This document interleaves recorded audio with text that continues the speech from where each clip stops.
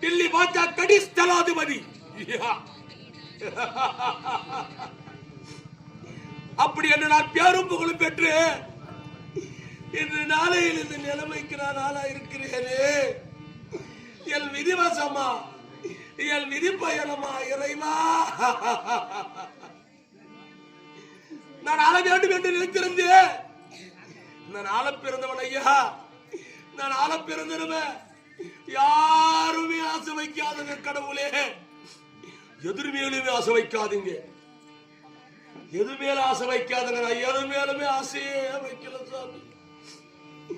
நான் யாரு மேல ஆசை வைக்கல.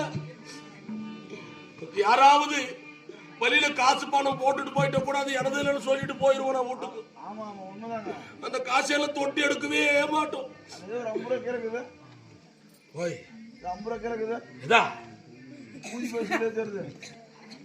இல்ல யாருக்காவது எடுத்து கொடுத்துடலாம் மேலுதான் அந்த பழக்கமால சாமி நம்ம கிட்டலாம்.